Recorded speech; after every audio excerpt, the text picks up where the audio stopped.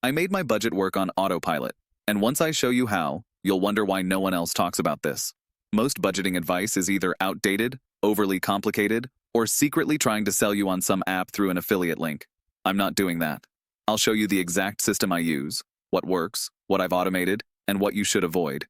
Because there's one overlooked step that almost everyone gets wrong, and that's coming up in a moment. Let's start with what made the biggest difference for me. Turning budgeting from a decision-heavy chore into a system I rarely touch. The first change? I ditched manual tracking. I used to spend hours each week categorizing expenses like a personal accountant. Not only was it soul-crushing, it also led to decision fatigue. So instead, I built a rule-based system using an app called Monarch Money, not sponsored, no links, just what I actually use.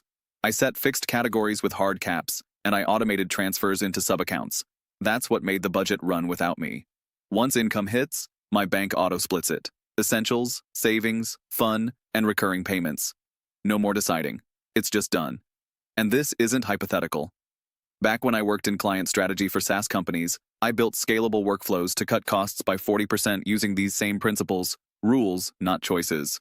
Budgeting should work like a back-end system, not a daily to-do list. But here's what most people miss: timing.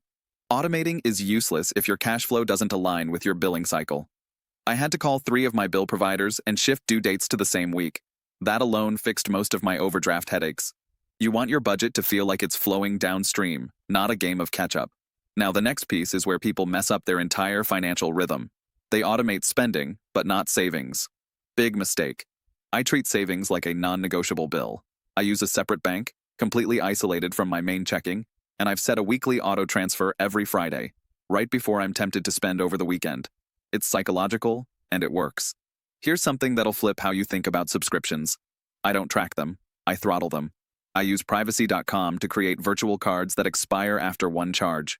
If I forget about a free trial, the payment fails. No more leaky budgets from rogue apps. And no, I'm not paid to say that. Now, I said earlier, there's one thing almost everyone overlooks, and it's this. Your budget only works on autopilot if your goals are autopiloted too.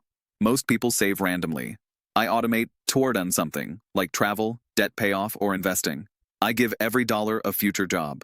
That clarity is what keeps the system running even when I'm not paying attention. The beauty of all this? I review my budget once a month, for maybe 10 minutes. That's it. Everything else is either on rails or throttled. I'm not chasing cashback cards or bouncing between budgeting apps trying to find the best one. I made my budget work on autopilot by designing it to protect me from me.